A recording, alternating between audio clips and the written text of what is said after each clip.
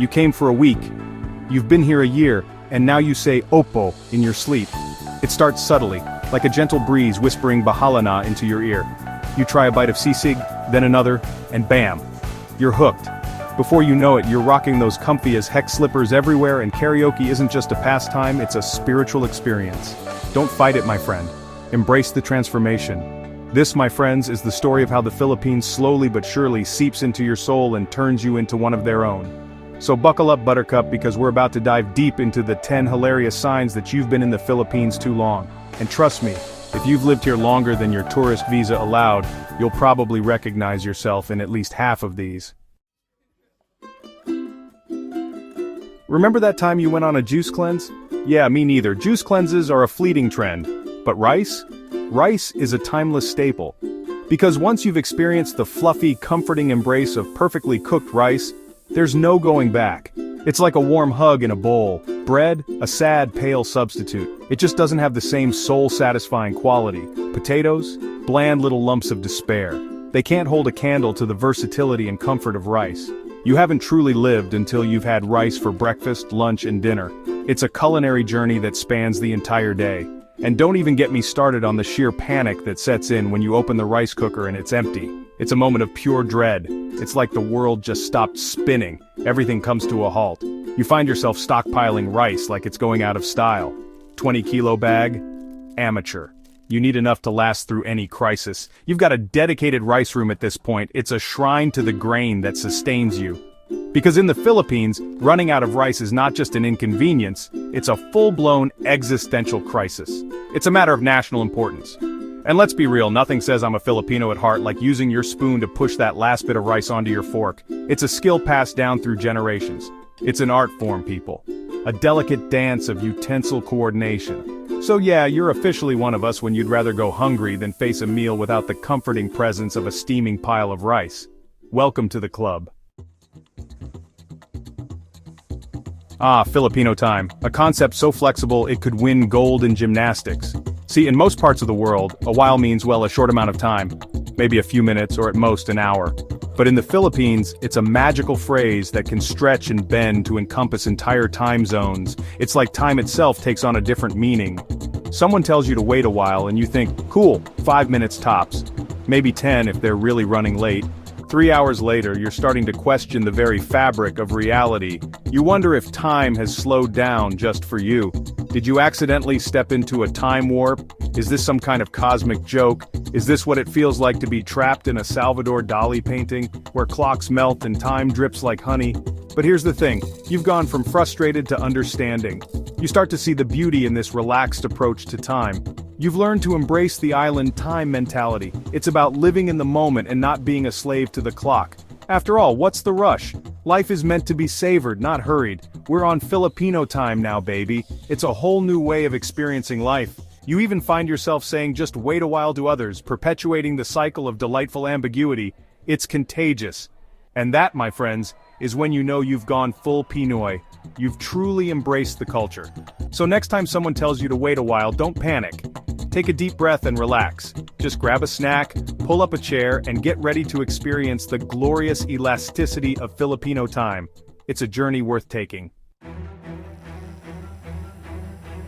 Forget everything you thought you knew about pointing, because in the Philippines we've elevated it to an art form. It's not just a simple gesture, it's a cultural nuance that speaks volumes without uttering a single word. And it all starts with the lips. Yes, you heard that right, the lips. This unique form of communication is both fascinating and practical. That thing you use to eat, talk, and, kiss. But here it serves an additional, almost magical purpose. Filipinos have weaponized it into a highly precise pointing device. It's an art form that requires subtlety and finesse. It starts with a subtle pucker, a slight protrusion of the lips in the direction of whatever needs indicating. It's almost like a secret code. It's like a secret language only understood by those who've spent enough time in this magical archipelago. A language that transcends words. At first you're probably thinking, what in the world is that face? It might seem odd or even amusing, but then, like all things Filipino, it grows on you. You start to see the beauty and efficiency in this unique gesture. Soon, you're lip pointing at jeepneys, menus, and even attractive passers-by. Don't worry, we won't judge. It becomes second nature. Congratulations, my friend. You've officially mastered the art of the lip point. You've embraced a piece of Filipino culture. You're practically fluent in Filipino body language. Welcome to a new way of communicating. Remember those days when anything above 25 degrees Celsius felt like the surface of the sun? Yeah, those days are long gone. You've officially acclimatized to the tropical heat. 35 degrees? Meh, could use a light jacket, you say, wiping the sweat from your brow. You scoff at tourists who dare to venture out without an umbrella and a gallon of sunscreen. Amateurs, you mutter under your breath, as you sip your halo with the nonchalance of someone who laughs in the face of the scorching sun. You've developed an uncanny ability to sniff out the nearest air conditioning unit with the precision of a heat-seeking missile. And don't even get me started on your electric fan game. You've got more fans than a rock concert. Congratulations, my friend. You've officially become one with the humidity. You're practically immune to the heat. In the Philippines, the fork and spoon aren't just utensils, they're an extension of your soul. They're a perfectly balanced duo working in perfect harmony to deliver delicious morsels to your mouth. So when you see someone using a fork like some kind of savage, stabbing at their food with reckless abandon, you can't help but feel a twinge of disappointment. Where's the grace, the finesse, the artful scooping and shoveling that only a true master of the fork and spoon can achieve? You've become a staunch advocate for the proper use of cutlery. You even find yourself giving impromptu tutorials to unsuspecting foreigners, patiently explaining the intricate dance of the fork and spoon. Congratulations, my friend, you've officially achieved peak Filipino dining etiquette. You're practically a cultural ambassador. One of the most endearing things about Filipino culture is the emphasis on respect for elders. And what better way to show respect than by using the terms ate, older sister, and Kuya, older brother, for, well, everyone? It doesn't matter if you're older than the person you're talking to. Age is but a number in the Philippines. You could be a sprightly 80-year-old calling a strapping 20-year-old Kuya, and no one would bat an eyelid. At first, it might feel a little weird, like you're calling your barista mom, but then, something magical happens. You start to feel a sense of kinship with everyone around you. Congratulations, my friend. You've officially been adopted into the Filipino family. You're practically an honorary Tito or Tita now.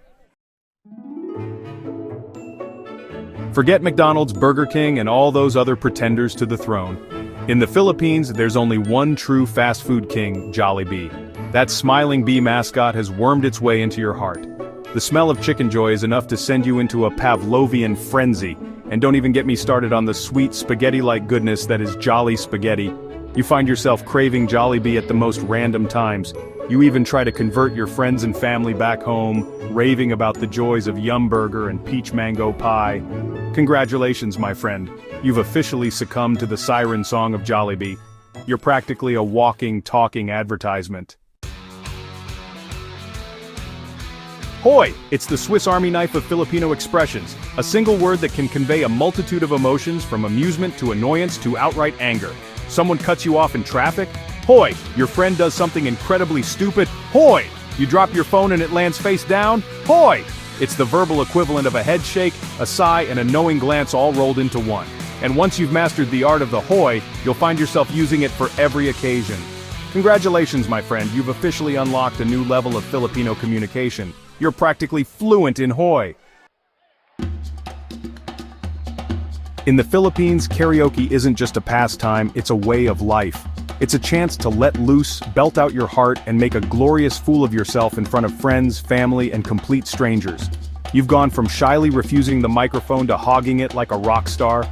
You've got a go-to song for every occasion, and you've learned to embrace the beautiful, off-key chaos that is Filipino karaoke. Congratulations, my friend. You've officially found your voice. Or at least you're no longer afraid to use it. You're practically a karaoke king or queen. Forget about kilometers and miles. In the Philippines, we have a much more relatable way of measuring distance time. How far is the mall, you ask? Oh, about 30 minutes, comes the reply. 30 minutes in a car? On a jeepney? Walking? Who knows? It's all relative. You've learned to decipher the cryptic language of Filipino directions. Just turn left at the big mango tree, they say. Easy enough, right? Except there are like a million mango trees here. Congratulations, my friend. You've officially mastered the art of Filipino navigation. You're practically a human compass. Or at least you're no longer fazed by vague directions. So, there you have it folks, the 10 hilarious signs that you've been in the Philippines too long. If you found yourself nodding along to most of these, then congratulations. You've officially been assimilated. You've traded in your fancy shoes for comfy slippers, your fear of karaoke for a microphone addiction, and your sense of time for, well, Filipino time. But hey, who's complaining? You've discovered the joys of rice with every meal, the warmth of Filipino hospitality, and the infectious laughter that seems to follow you everywhere you go. Congratulations, you're one mango short of citizenship.